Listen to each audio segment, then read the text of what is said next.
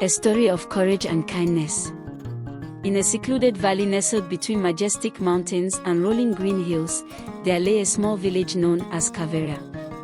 This peaceful land was once ruled by the noble King Tharen, whose only child, Princess Elira, was beloved for her radiant spirit and unmatched beauty.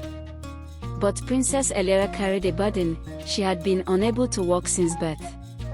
Though she bore it with strength, her condition made life difficult in a village steeped in tradition and judgment. No man had ever dared ask for her hand in marriage, not because of her heart or mind, but because of her legs. Her world was shattered further when a mysterious illness swept through the royal household, claiming both her father, King Tharen, and her brother, Prince Kale. With their sudden deaths, the throne stood empty, leaving behind only Elira and her grieving mother, Queen Riona. However, Kalvarya's ancient customs forbade a woman, especially an unmarried one, from ruling alone. And so, the council appointed Elira's uncle, Lord Varek, as the temporary monarch. He would rule only until Princess Elira was wed. But this decision placed tremendous pressure on the young princess.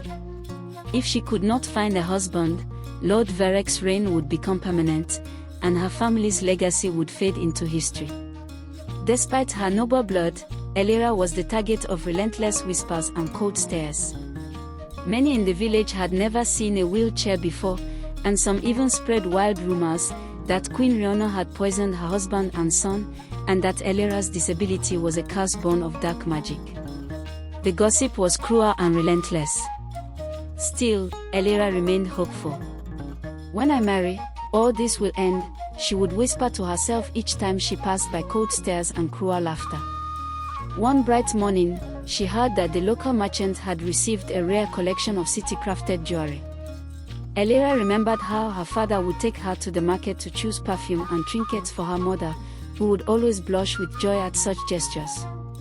Wanting to honor those memories, Elira decided to go to the market herself rather than send a maid who might not know her mother's taste. As she wheeled through the cobbled paths of Kalvarya, most villagers averted their eyes. Gone were the days when shouts of "Your Majesty" echoed in the streets. Now, there was only silence, broken occasionally by murmured mockery. At the jeweler's, the merchant greeted her warmly and offered his finest items. One delicate necklace caught her eye, and she purchased it with a hopeful heart.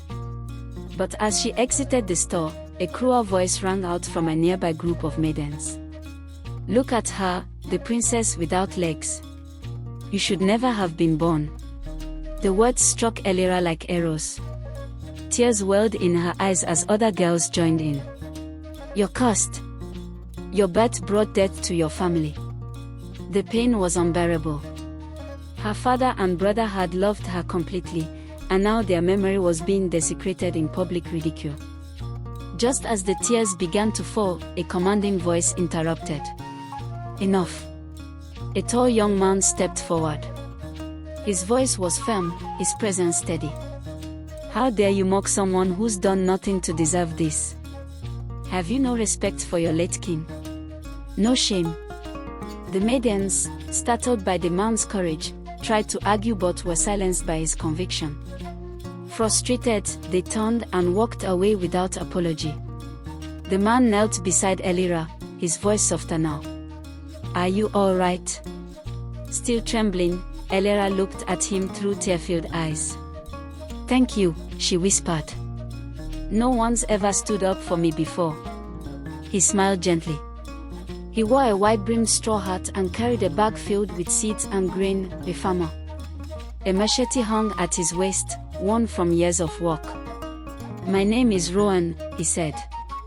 "I'm Princess Elira," she replied with a faint smile. "I truly appreciate your kindness." "I know who you are," Rowan said. "If you'd like a moment of peace, I know a place nearby, quiet, away from judging eyes." Elira hesitated, but then nodded. She felt something rare in Rowan's presence, genuine respect. Rowan gently pushed her chair through winding paths until they reached a wide expanse of farmland. Under a towering shade tree, he stopped. "This is your land?" Elira guessed. He nodded. It is. Thank you, Rowan, she said, her voice thick with emotion. For this, and for Elira. I'm sorry you had to endure such cruelty, he replied. But you stood tall. That takes courage. Elira looked away, tears still threatening. It's hard, feeling like you don't belong. Rowan crouched beside her once more. You do belong, Elira. And one day, this village will see you for the queen you already are.